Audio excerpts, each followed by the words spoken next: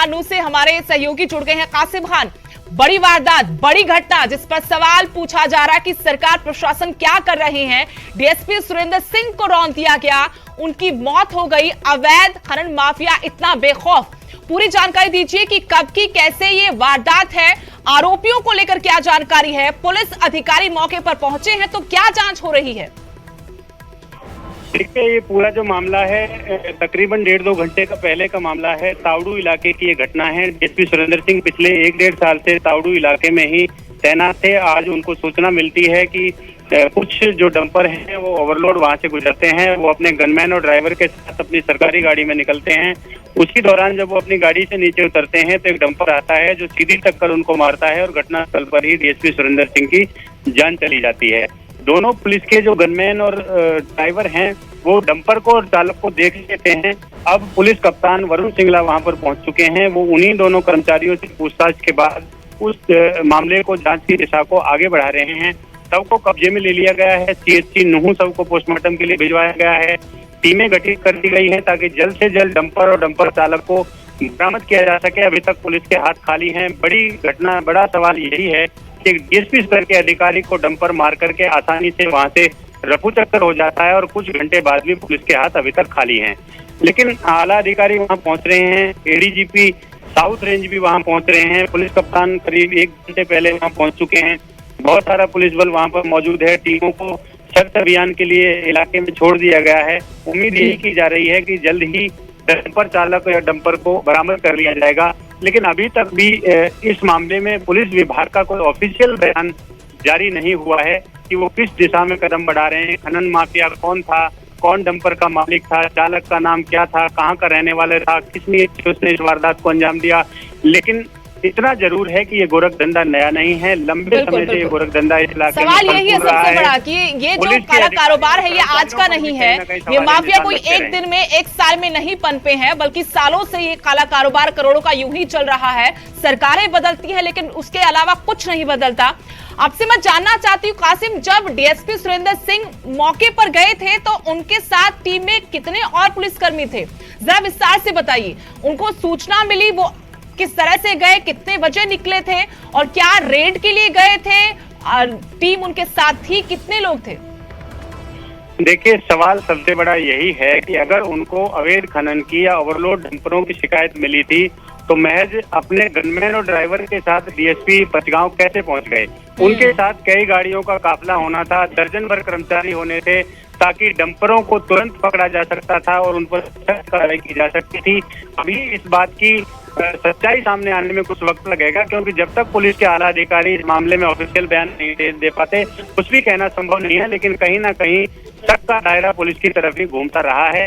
इससे पहले भी कई पुलिस के कर्मचारियों को रौंदा गया है और ये खेल लंबे समय से चलता रहा है। और ये एक क्षेत्र की घटना नहीं है। फिरोजपुर झिरके इलाके की बात करें, पुनाना क्षेत्र की बात करें, तावड़ू क्षेत्र की बात करें तो सारा यहाँ पहाड़ बेल्ट है, अरावली पर्वत लगता है। लगातार यहाँ से अवैध खनन की शिकायतें मिलती रही हैं। राजस्थान की सीमा लगती है, उसका भी नाजायज फायदा खनन माफिया उठाता रहा है। ओवरलोड डंपरों का यह राज है जो पुलिस विभाग को मोटी मंथली देते हैं और यहाँ से फरीदाबाद, पलवल और गुरुग्राम इत्यादि जिलों में प्रवेश कर जाते हैं रोडी क्रेशर इत्यादि लेकर के। तो इस खेल की पूरी गहराई से जांच करने की जरूरत है। इसमें बड़ी बड़ी मछलियां फंस सकती हैं। सिर्फ डंपर माफिया नहीं, पुलिस के आला अधिकारियों ने भी इस गोरख धंधे से मोटी कमाई की है। इसी सवाल पर आना चाहती हूँ कासिम, जैसा आपने बताया कि अगर अवैध खनन की सूचना मिली थी तो डीएसपी सुरेंद्र सिंह सिर्फ ड्राइवर गनमैन के साथ यहां पर क्यों पहुंचे? देखिए, अभी इस बात का सवाल का जवाब आने में कुछ वक्त लगेगा, क्योंकि जब तक पुलिस अधिकारी, एसपी इस मामले में कोई ऑफिशियल बयान जारी नहीं करते कि आखिरकार वो क्यों गए थे, किसके कहने पे गए थे, क्या सूचना मिली थी। अभी तक हमारे जो सूत्र बता रहे हैं वो यही है कि उनको ओवरलोड वाहनों के अवैध खनन की शिकायत मिली थी। उसी के आधार पर डीएसपी अपनी सरकारी गाड़ी लेकर के 2 कर्मचारियों के साथ गए थे जो गनमैन और चालक हर वक्त उनके साथ होते हैं। अतिरिक्त पुलिस बल उनके साथ बिल्कुल भी नहीं था और ना ही उन्होंने बुलाया था। घटना की सूचना जैसे ही इलाके में मिलती है तो खबर आग की तरह फैलती है। पुलिस के आला अधिकारी और पुलिस के जवान घटनास्थल पर पहुंचते हैं और जांच में जुट जाते हैं।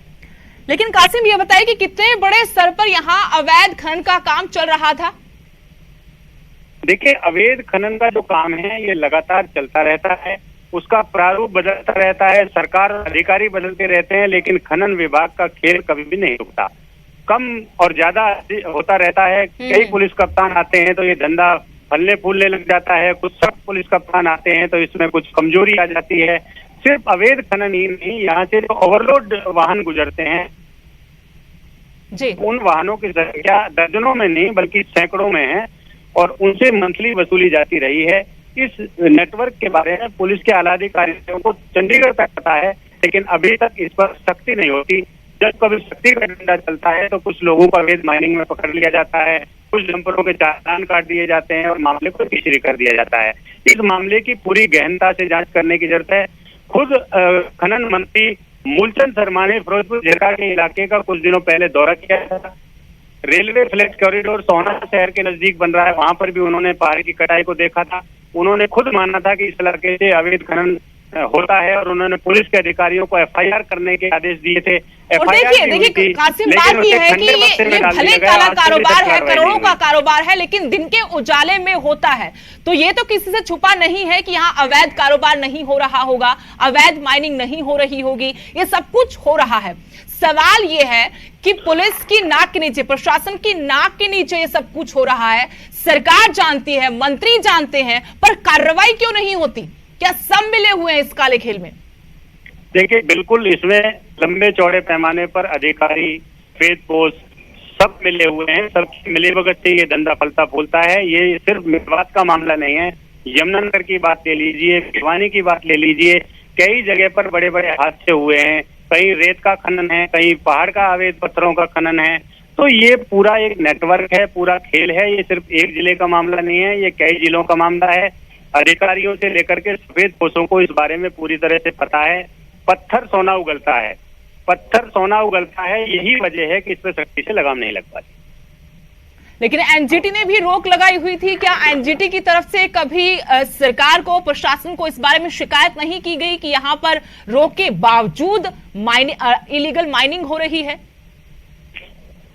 देखिए, जहां तक एनजीटी का सवाल है, एनजीटी के अधिकारी एसी कमरों में बैठ करके आदेश दे देते हैं। उन आदेशों को पुलिस कप्तान और उपायुक्त जिलों के फॉर्मेलिटी करके या विजिट करने के बाद वापस उनको पत्राचार के माध्यम से अवगत करा देते हैं। कुछ दिन के लिए सख्ती का डंडा चला देते हैं ताकि एक संदेश जाए कि इस मामले को लेकर के जिला प्रशासन के अधिकारी गंभीर हैं, लेकिन चंद दिनों बाद वही रफ्तार फिर से ये धंधा पकड़ लेता है।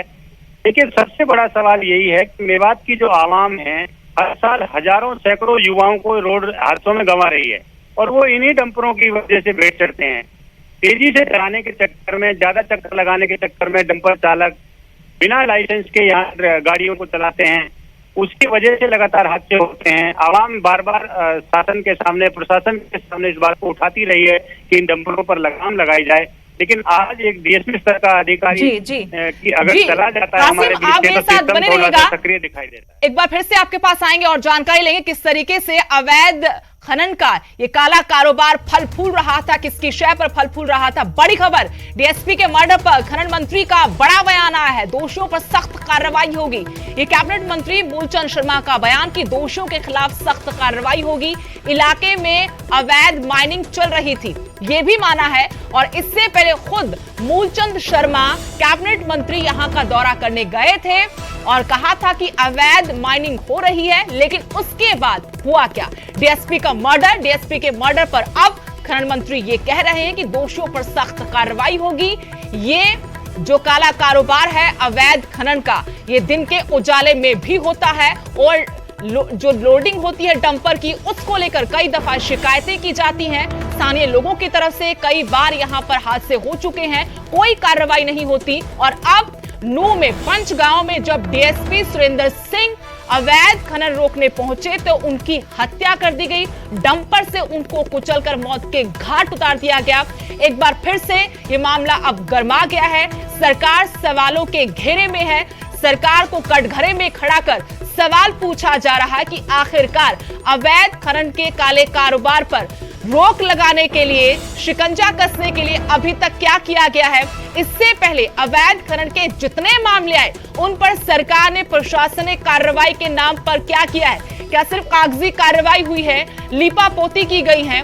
ये तस्वीरें भी आपको दिखा रहे हैं। आप देख सकते हैं किस तरीके से नूह के पंचगांव में जब डीएसपी सुरेंद्र सिंह अपने गनमैन और ड्राइवर के साथ इस जगह पर, जो कि पंचगांव में अवैध माइनिंग वाली जगह मानी जाती है, यहां पहुंचे तो उन्हें डंपर से कुचल दिया गया।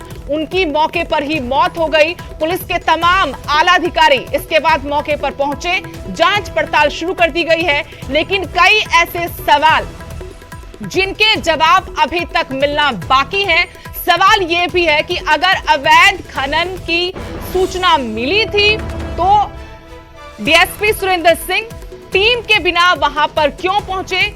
वो सिर्फ अपने गनमैन और ड्राइवर के साथ ही पंचगांव में पहुंचे थे, जहां पर अवैध खनन किया जा रहा था और डंपर से उनको कुचला गया। कई अनसुलझे सवालों के जवाब मिलने की उम्मीद जरूर है, लेकिन डाडम में हुआ, उससे पहले फरीदाबाद में हुआ, गुरुग्राम के कई इलाकों में, जो पूरी अरावली रेंज है, ये अरावली पर्वत श्रृंखला है, यहां पर अवैध खनन का कारोबार कोई नया नहीं है। सालों से ये मसला है, ये चुनावी मुद्दा भी है, लेकिन ये भी हर कोई जानता है, चाहे स्थानीय हो, आम नागरिक हो, सरकार, प्रशासन, अधिकारी, कि यहां पर अवैध खनन होता है और इसका बड़ा हिस्सा सफेद पोशों को भी जाता है, साथ ही वर्दीधारी लोगों को भी जाता है। यही वजह है कि यहां शिकायतें मिलती रहें, मामले सामने आते रहें, ओवर डंपिंग, ओवरलोडिंग की वजह से लोग हादसों का शिकार होते रहे, कोई कार्रवाई नहीं होती। और अब एक बार फिर से, क्योंकि बड़ा मामला है, डीएसपी की जान गई है, तो सरकार, प्रशासन कटघरे में है। अवैध माइनिंग का मुद्दा फिर से बाहर निकल आया है और सवालों के घेरे में सरकार, प्रशासन एक बार फिर से कि नूह में आखिरकार क्यों सरेआम डीएसपी की हत्या कर दी गई? आखिरकार अवैध खनन माफिया इतना बेखौफ क्यों है? क्यों उसे कानून का डर नहीं? क्यों उसे खाकी का खौफ नहीं रहा? और अवैध जो खनन का कारोबार है, जो गोरख धंधा सालों से चल रहा है, अब अवैध माफिया दिन के उजाले में भी करने से क्यों नहीं कतरा रहे? बड़ा सवाल है।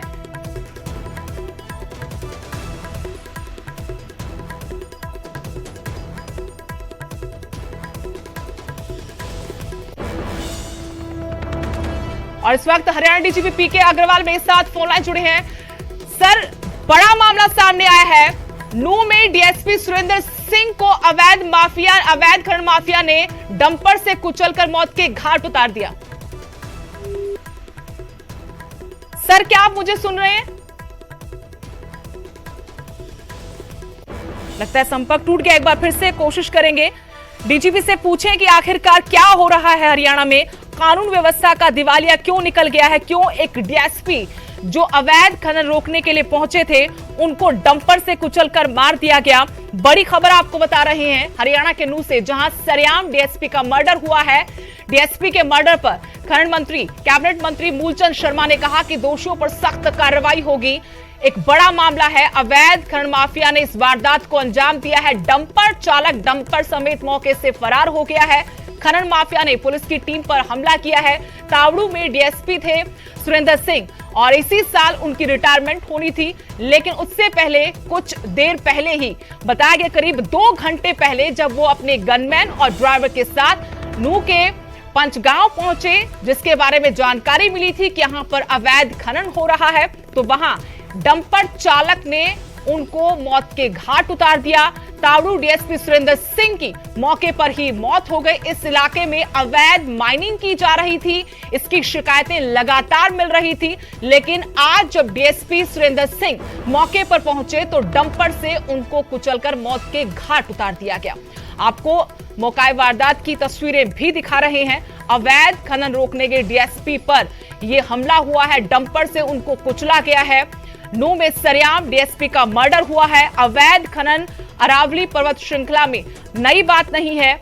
सवाल बड़ा सरकार, प्रशासन से यह है कि डीएसपी रैंक के अधिकारी तक हिम्मत नहीं कर पाते अवैध खनन माफियाओं के ऊपर शिकंजा कसने के लिए। अगर कोई पहुंचता है, हिम्मत दिखाता है, तो उसका अंजाम क्या ये होगा जिस तरीके से डीएसपी सुरेंद्र सिंह के साथ हुआ है। कैबिनेट मंत्री मूलचंद शर्मा ने भी कुछ दिन पहले इलाके का दौरा किया था।